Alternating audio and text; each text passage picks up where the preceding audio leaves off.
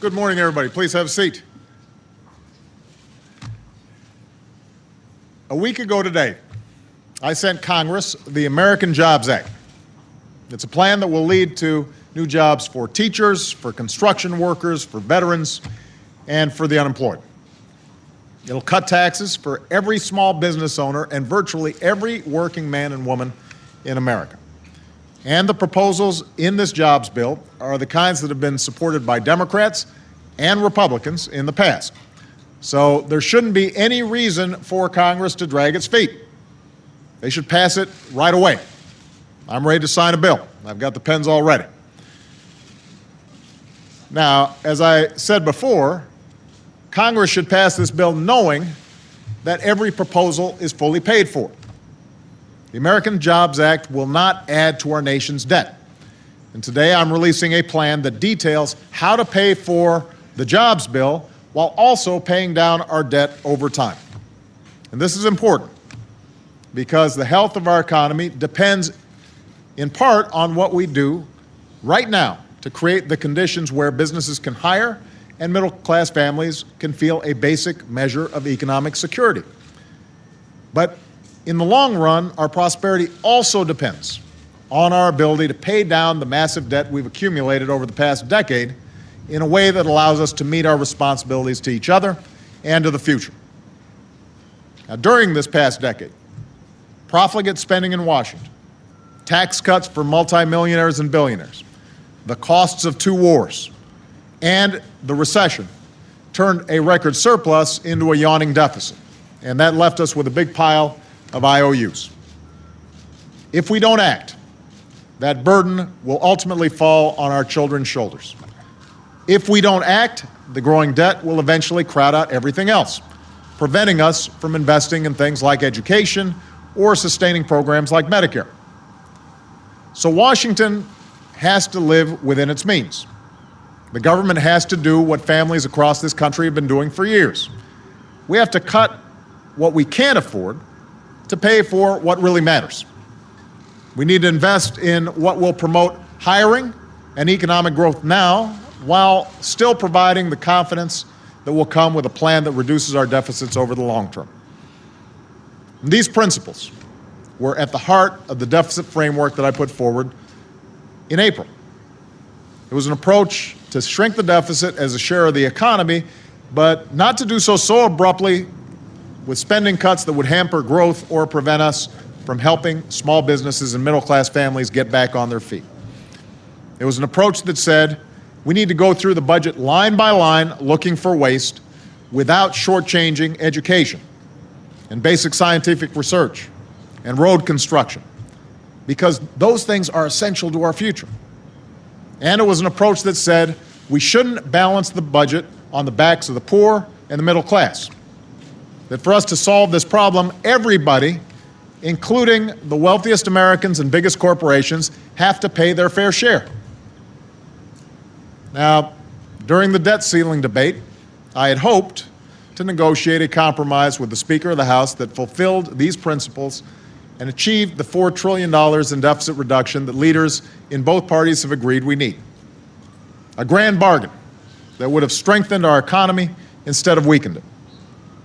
Unfortunately, the Speaker walked away from a balanced package. What we agreed to instead wasn't all that grand, but it was a start. Roughly $1 trillion in cuts to domestic spending and defense spending. Everyone knows we have to do more, and a special joint committee of Congress is assigned to find more deficit reduction. So today I'm laying out a set of specific proposals to finish what we started this summer. Proposals that live up to the principles I've talked about from the beginning. It's a plan that reduces our debt by more than $4 trillion and achieves these savings in a way that is fair, by asking everybody to do their part so that no one has to bear too much of the burden on their own. All told, this plan cuts $2 in spending for every dollar in new revenues. In addition to the $1 trillion in spending that we've already cut from the budget, our plan makes additional spending cuts that need to happen if we're to solve this problem. We reform agricultural subsidies subsidies that a lot of times pay large farms for crops that they don't grow. We make modest adjustments to federal retirement programs. We reduce by tens of billions of dollars the tax money that goes to Fannie Mae and Freddie Mac. We also ask the largest financial firms, companies saved by tax dollars during the financial crisis, to repay the American people for every dime that we spent. And we save an additional $1 trillion as we end the wars in Iraq and Afghanistan. These savings are not only counted as part of our plan, but as part of the budget plan that nearly every Republican on the House voted for. Finally, this plan includes structural reforms to reduce the cost of health care and programs like Medicare and Medicaid. Keep in mind, we've already included a number of reforms in the health care law, which will go a long way towards controlling these costs, but we're going to have to do a little more. This plan reduces wasteful subsidies and erroneous payments while changing some incentives that often lead to excessive health care costs. It makes prescriptions more affordable through faster approval of generic drugs. We'll work with governors to make Medicaid more efficient and more accountable, and we'll change the way we pay for health care. Instead of just paying for procedures, providers will be paid more when they improve results, and such steps will save money and improve care. These changes are phased in slowly to strengthen Medicare and Medicaid over time. Because while we do need to reduce health care costs, I'm not going to allow that to be an excuse for turning Medicare into a voucher program that leaves seniors at the mercy of the insurance industry. And I'm not going to stand for balancing the budget by denying or reducing health care for poor children or those with disabilities. So we will reform Medicare and Medicaid, but we will not abandon the fundamental commitment that this country has kept for generations. And by the way, that includes our commitment to Social Security. I've said before, Social Security is not the primary cause of our deficits, but it does face long-term challenges as our country grows older, and both parties are going to need to work together on a separate track to strengthen Social Security for our children and our grandchildren. So, this is how we can reduce spending: by scouring the budget for every dime of waste and inefficiency, by reforming government spending, and by making modest adjustments to Medicare and Medicaid. But all these reductions in spending by themselves will not solve our fiscal problems. We can't just cut our way out of this hole.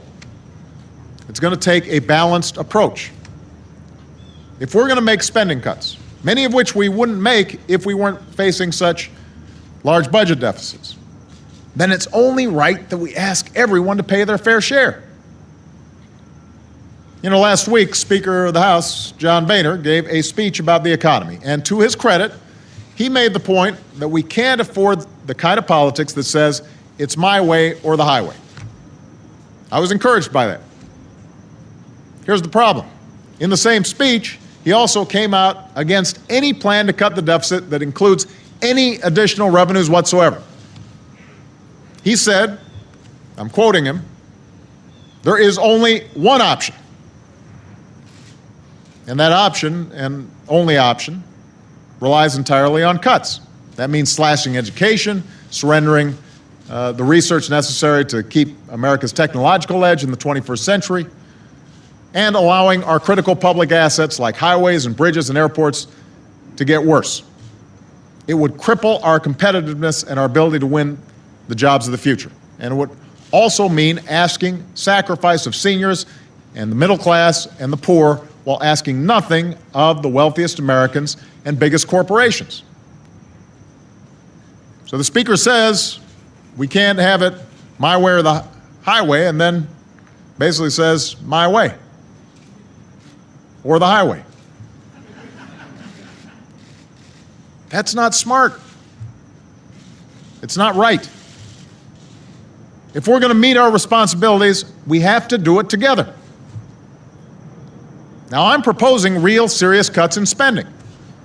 When you include the $1 trillion in cuts I've already signed into law, these would be among the biggest cuts in spending in our history. But they've got to be part of a larger plan that's balanced. A plan that asks the most fortunate among us to pay their fair share just like everybody else. And that's why this plan eliminates tax loopholes that primarily go to the wealthiest taxpayers and biggest corporations. Tax breaks that small businesses and middle-class families don't get.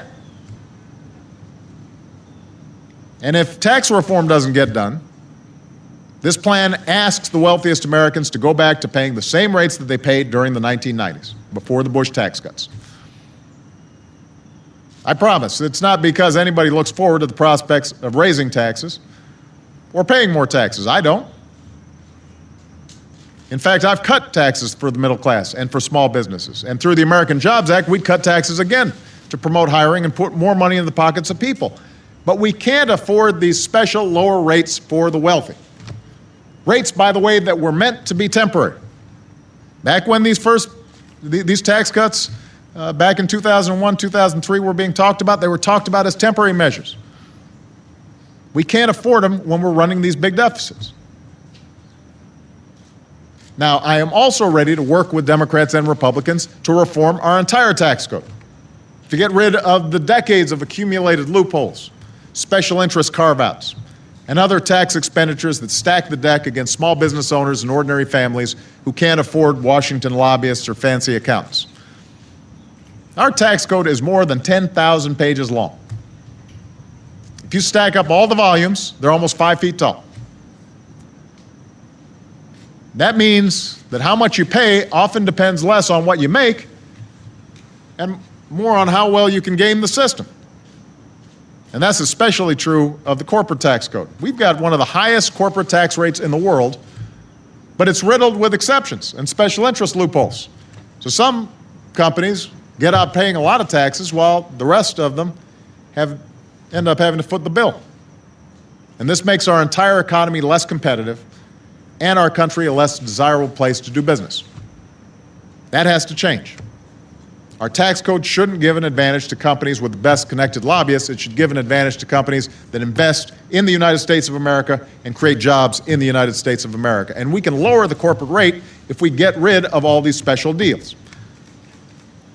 So I am ready, I am eager to work with Democrats and Republicans to reform the tax code to make it simpler, make it fairer, and make America more competitive. But any reform plan will have to raise revenue to help close our deficit. That has to be part of the formula. And any reform should follow another simple principle.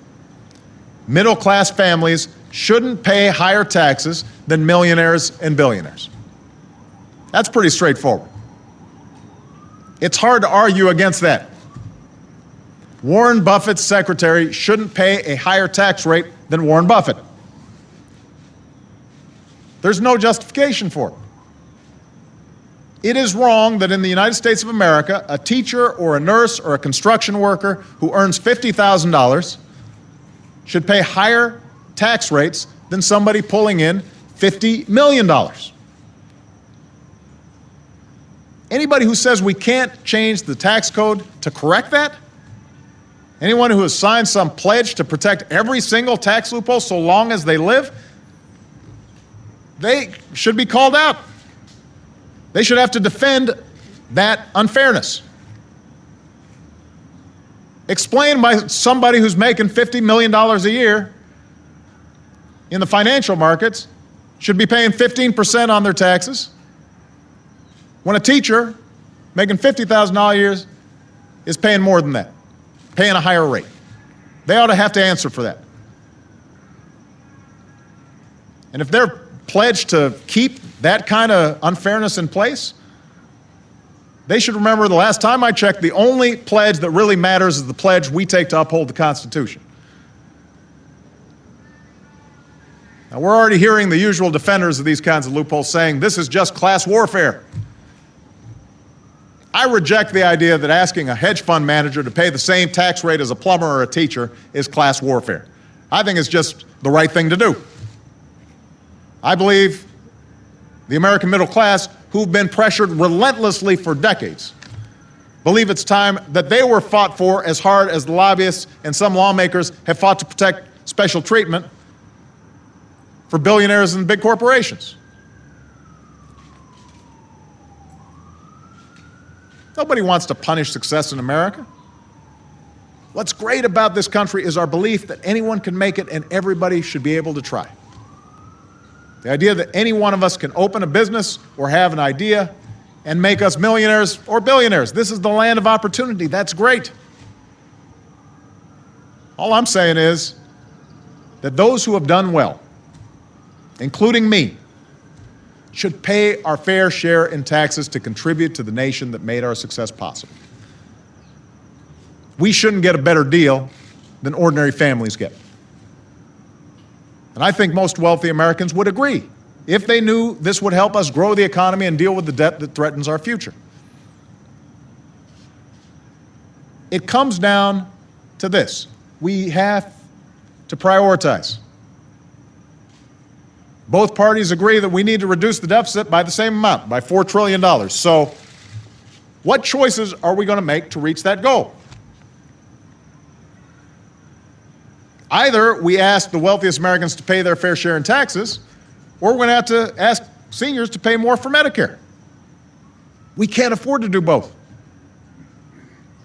Either we gut education and medical research, or we've got to reform the tax code so that most profitable corporations have to give up tax loopholes that other companies don't get. We can't afford to do both. This is not class warfare. It's math.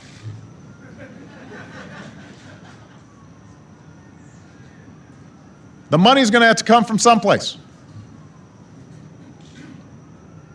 And if we're not willing to ask those who've done extraordinarily well to help America close the deficit, and we are trying to reach that same target of $4 trillion, then the logic, the math says everybody else has to do a whole lot more.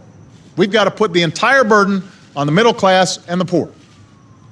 We've got to scale back on the investments that have always helped our economy grow. We've got to settle for second-rate roads and second-rate bridges and second-rate airports and schools that are crumbling. That's unacceptable to me. That's unacceptable to the American people. And it will not happen on my watch. I will not support any plan that puts all the burden for closing our deficit on ordinary Americans. And I will veto any bill that changes benefits for those who rely on Medicare but does not raise serious revenues by asking the wealthiest Americans or biggest corporations to pay their fair share. We are not going to have a one-sided deal that hurts the folks who are most vulnerable. Look, none of the changes I'm proposing are easy or politically convenient. It's always more popular to promise the moon and leave the bill for after the next election or the election after that. That's been true since our founding. George Washington grappled with this problem. He said, "Towards the payment of debts, there must be revenue. That to have revenue, there must be taxes. And no taxes can be devised which are not more or less inconvenient and unpleasant." He understood that dealing with the debt is, these are his words, always a choice of difficulties. But he also knew that public servants weren't elected to do what was easy. They weren't elected to do what was politically advantageous. It's our responsibility to put country before party. It's our responsibility to do what's right for the future. And that's what this debate is about. It's not about numbers on a ledger. It's not about figures on a spreadsheet. It's about the economic future of this country, and it's about whether we will do what it takes to create jobs and growth and opportunity while facing up to the legacy of debt that threatens everything we've built over generations. And it's also about fairness. It's about whether we are in fact in this together and we're looking out for one another. We know what's right. It's time to do what's right. Thank you very much.